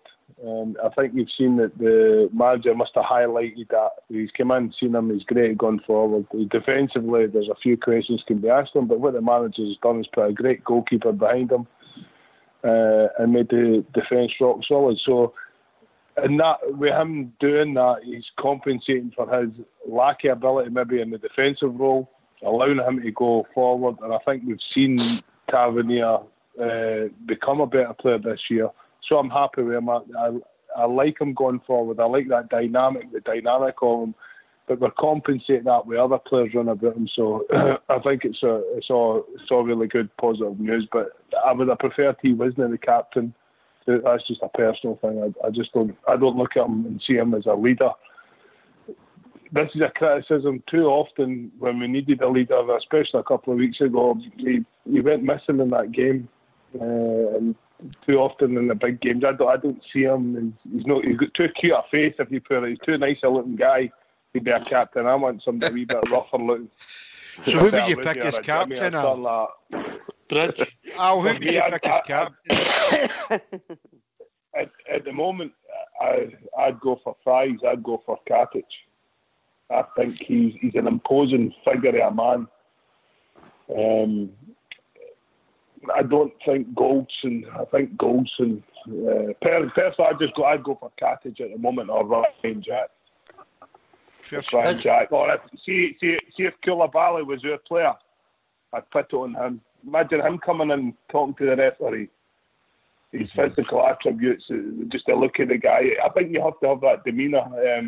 You spoke there. You mentioned Richard Gough, not a captain, but if you look at him at old highlights when he's talking or he's putting his point across the referees at the time, I mean, he was a dominant character in that conversation. Yeah. He wasn't over aggressive, but he's coming in, and you know what it's like yourself. I think we've got to look the part as well. I just think Tavernier's too cute, too nice a looking guy, if you know what I mean.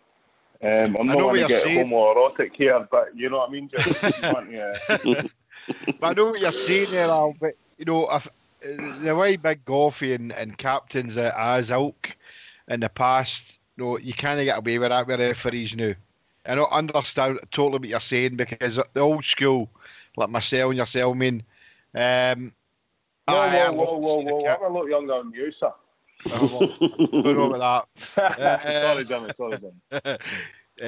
But I totally agree with what you're saying. You know, an imposing figure, but we can't have a captain doing that anywhere because we know what happens. But the Rangers have picked him as a captain. Steven Gerrard's picked him, and I'm happy for that. You know, Katic might be a decent shout.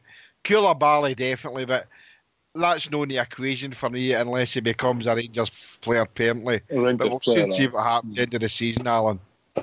Do you think the role of captain has changed, Al? I think the role of captain has changed in the modern game, where it's now more about keeping players happy in the dressing room, somebody they can go and talk to, which was also true of captains before. But I think it's a different role now at captains at clubs. Only my opinion, you know. No, you're right. You're right there. I've said before, guys, and my honest opinion is that the Rangers captain isn't there yet. The next major Rangers captain is not there yet, in my opinion. And I've got nothing to say about anybody else. I don't think the Rangers captain's there yet. He's still to come. I mean, all the points are valid, and I get my big Al's commentary, but I don't know who's doing the flitting, but that's something. The furniture's getting thrown about for the spider. Foxy's looking for the spider. That'll be me, boys. Look, you're at work. I'm at work, guy. You're a professional pundit. We're rained off at the moment. So, anyway, guys, right, look, thanks again, but excellent discussion. You keep it going. Take care. All right. Cheers, big man. Cheers, big man. Cheers. Bye.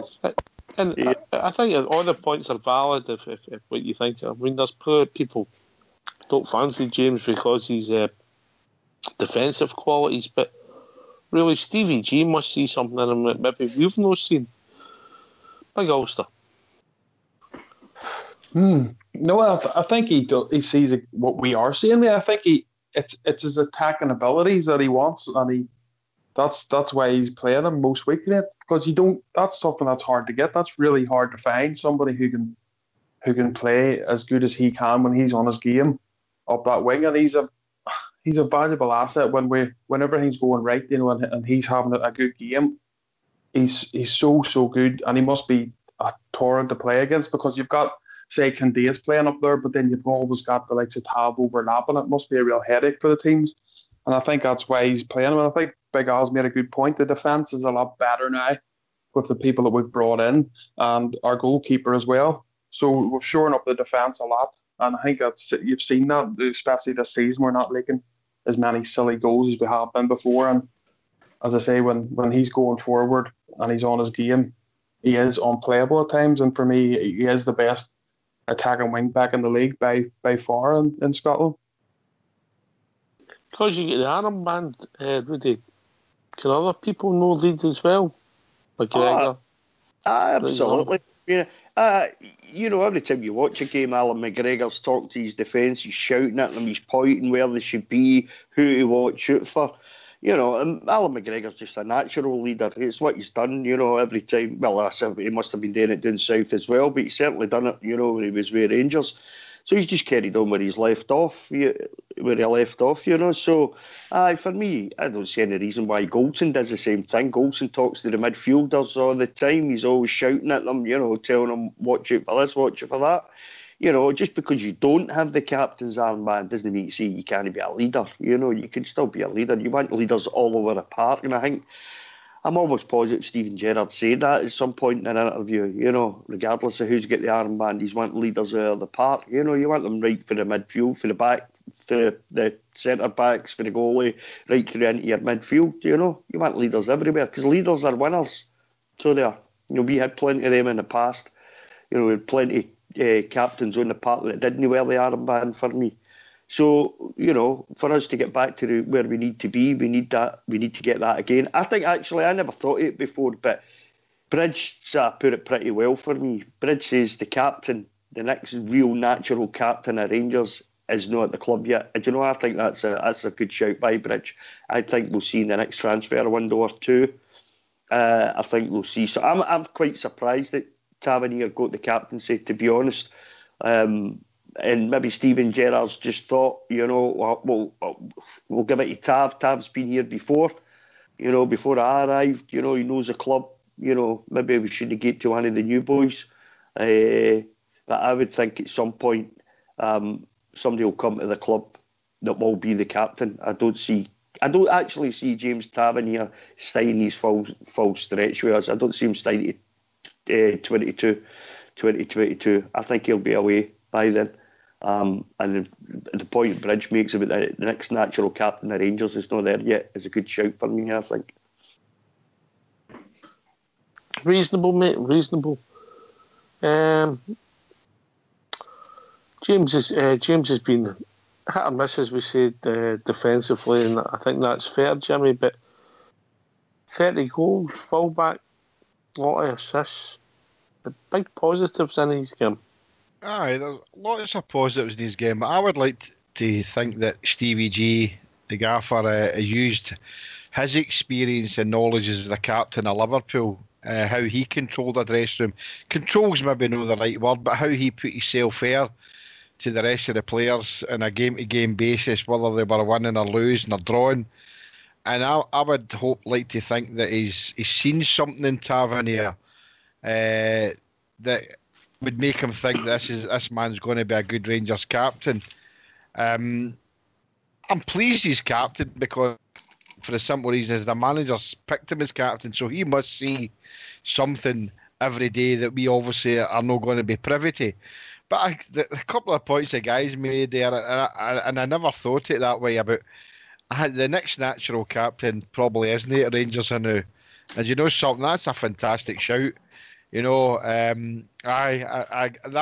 never thought it that way, guys. But I'm happy with Tav the new because the gaffer's seen something in him that he thinks is worthy of being the captain. And as they say, we'll go with the flow and see what comes out. Fox? I don't really agree with that, mate, that the next captain's not at the club or our next captain's not arrived yet. What will happen probably if Tav goes, mate, it'll be the next, near enough the next longest serving player at the club. No many players come into a club through the transfer route and suddenly become captain of Rangers. You've got to spend time at Rangers for me, you know. But that's only my opinion, you know. If that's the case, Fox, you're then talking about, so who are you talking about the new, let's say? So you're talking about people like Candace, McCrory. I think they would need to be Scottish, mate, probably. For me, anyway. Probably if Tav went at the end of the season and McGregor was still there. Although he's just rejoined the club, I think you could take into consideration that he knows the club inside out. Yeah. But as I say, I think the role's changed now, Rudy. It's not so much about just having the armband on the part now. It's all manners in the background, as I say. The modern football players not just going to accept somebody that goes in and balls and shouts at them all the time. You've got to now know how to handle modern players now. And the old-style captain will work for a wee bit and then the players will just fall out with them. That's how you get troubles in dressing rooms for me. I think you've got to be amicable with the rest of the players. And apparently James Tavernier is very good around the dressing room.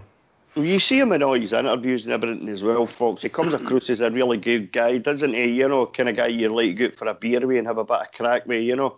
I'll tell you one thing, you won't find him doing rolling about the street, pissed that he's not trying to stuff a pizza down his gob, you know what I mean? He's too classy a guy for that. Are you having a bit of self-reflection here, Rudy? hey. Go yourself, Rudy, boy. You know me. It's not the first time I've done that, let me tell you. I've just had a PM, somebody says it was 4 cheeses, extra pepperami. Always. But you know what I'm talking about, you know what I mean? He's a quality guy, he's James Tavernier. He's a classy bloke. So you don't find him doing any of that nonsense scenario, you know. So that's a good point that Fox makes, though. You know, he's the kind of guy that he'd be in the dressing room, he'd be cajoling people, laughing and joking with him, you know, getting them up for the game and all that, you know, if needs be. So, yeah, I mean, Steven Gerrard, as Jimmy says, he obviously sees something in him we're not privy to. You know, he's at training with him every day. You know, so he knows the boy. He's obviously sat and had conversations about stuff, about the game, about the way to play, how he wants the team to play. And he obviously rates Tavernier very highly. So for that reason alone, then I'm happy about it. I'm fine with it. Like, you know, I'm fine. If Stevie Gerrard thinks he's captain material, then that's good enough for me. Obviously, Lee Wallace has fell down the pecking order a bit. Will we see Lee in a first team jersey again, Bridge? I would doubt it. But by the way, at the same time, the guy's had problems with the club and he's had problems with injury and so on and so forth. So he's come back. The manager's put him back in the squad again. So the chances are you may see him. Personally, I don't think you'll see him. I just don't think so. But I can only, for what he's done for Rangers, I can only wish the guy well. But I'll be glad and pleased. I must admit this. I'll be pleased when there's no longer the association there, because I think it's dragging the guy down, to be honest. And I wish it would end for him. Somewhere along the line, he's got the next year in his contract, and we may find in January or whenever the club might just say, well, here's your money and bye-bye and thanks for everything. So I think that's what I would like to see with him as well. No harm to the guy. He's seen us through some seriously bad times and got well paid for it, may I say. So I wouldn't say a bad word about him in that sense. I think he's done well for us.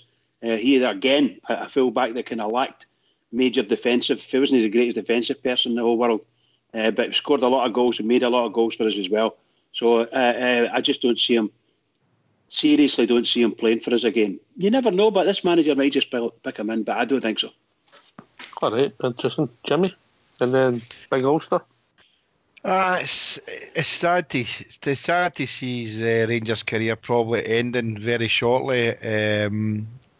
I thought he was a cracking player. I thought really rated Lee Wallace, but unfortunately injury kept him out for a season. Then with all him and the Kennygate situation, you know. So it's sad. I'd like to be able to do a farewell for him, make sure but Christ, I mean, they all applauded Kenny Mulligan after the part, and they didn't deserve it. If one man deserved an applause, would be Lee Wallace. I would have liked to be in a spider in that dressing room when that happened, to find out what actually happened that day, because it's became urban legend. Aye, I mean, if the two players spoke up and Murty spat out the dummy, then okay. I mean, but a wee spider would have been nice in the corner, and that spinning a wee web and that, and just listen to what's going on. But no, it's a sad way that his career at Rangers is about to end. It would have been nice to give him a wee bit of a send off, and that. He's been a good servant for Rangers, and I wish him all the best for anything that his future holds for him. But it's sad it's ended like this. I don't see him being a part of the squad at all. All right, I've just had a PM for a Mr. Webb, who said that if we win 55, Jimmy, he's got a tarantula. He breeds them, and he'll present you with one when we win 55. No, thank you. No, thank you. No. Mr. Webb. No. Mr. Webb. First name Spider. By the way, see the spider catchers you get out of the pound shop, they don't work. You see they hanging out, they don't work because the bloody things crawl right along and right up your arm. Oh bloody! I'm Tell Mr. Webb to go and I'm not wanting one. Brilliant. Oh dear. So we're looking at obviously Lee Bridgman and Big Ulster was coming in now that to see what his career is it done. I mean, he's been a good servant for us in the lower leagues. Well rewarded for it, I may add, but he's always conducted himself well, in my opinion. Yes. He has made we don't know what's happened. It's all hearsay. God knows what's happening in that dressing room. We'll probably not find out for a long time, if we ever do find out. But just going as a player, and sticking back through the divisions and coming up was a great thing to do, because once he done that, the Scotland career was over straight away. He was never getting another Scotland jersey going through the leagues. So he had to sacrifice that. Whether or not he'd have got more starts or involved in squads, I do not know. But he did sacrifice that at the beginning. Funny enough, we booked tonight there. The reserves are coming over there playing. The 21s are playing Larne. So on the 17th of October, so a load of us are going down getting the bus. So it'll be interesting to see if he's involved in that. Whether or not, I don't know, because Murty's the manager. I can't believe I'm going to watch Murty again, but that's just the way things worked out. But will he start again for Rangers first team? I don't know. And I would, when we play her in the cup, I'd say if you don't see him starting in that game or being involved in that match, then I would highly doubt you'll see him playing for Rangers again, to be honest. Mm-hmm. Fox? Very much doubt. There's too many in front of Lee now.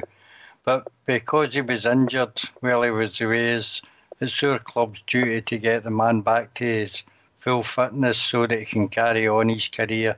And I hope the club managed to do that, get him to fitness where he can move on. If he did well, when he moves on, then he carries on playing football, mate. As everybody's already said, he's been a good servant to the club and a good club captain. So best of luck to Lee Wallace. Well said, the Fox. Rudy? I wish him all the best. I don't think we'll see him again in the Rangers first team. I think, as Fox says, there's too many in front of him. I would think by January, possibly the summer, I think he'll find another club. I think he'll move on. I think if he wants to keep playing, he probably has to, because I don't see him getting in front of any of the fullbacks that we've got at the moment. Certainly not in front of Tav, certainly not in front of Barisic. And you've got Flanagan sitting there now as well, who can do a good job for us. So I would imagine by the end of the season, I think he'll go, But I wish him all the best.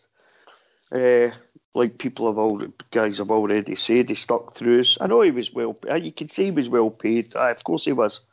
But he did stick with us through all the lower leagues, And if he's went into that dressing room and laid into Murty, for the shoddy while Murty was doing his job, then that's fine by me. I know these players are not supposed to create havoc in a dressing room, but let's face it, if any of us had got into that dressing room with some of the performances at the end of last season, we would have created a bit of havoc.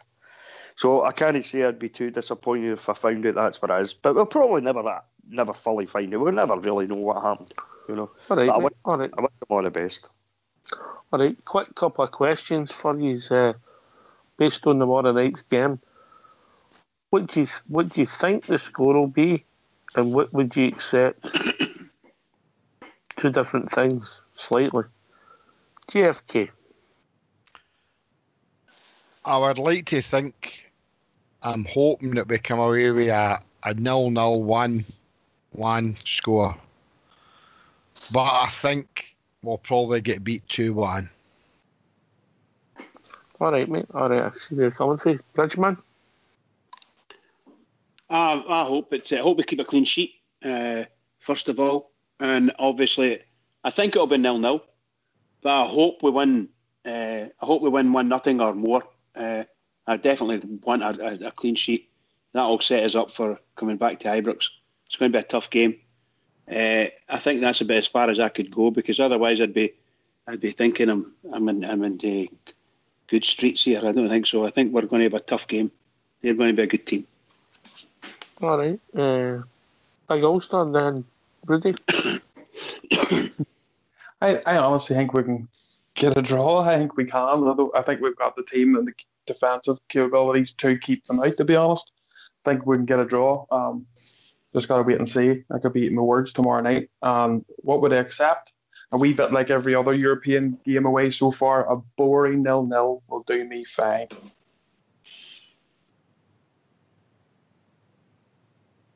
Fox? God, I hate saying this. It kills me to say it, but I think we'll be beaten over there. I think we'll just be beaten because it's a big step up for us.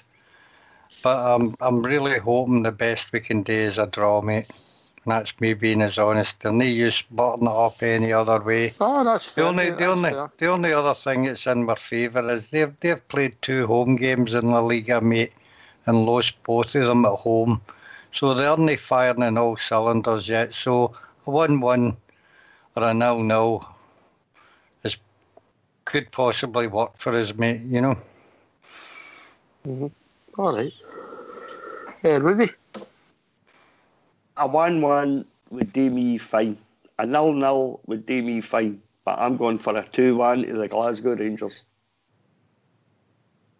All right, I hope he's Go ahead, Rudy. Go on yourself, Rudy boy. I mean, obviously, some dafties go to say it, haven't they? You know what I mean? So I'll say it. 2-1. Don't put yourself down, Rudy. That's my job.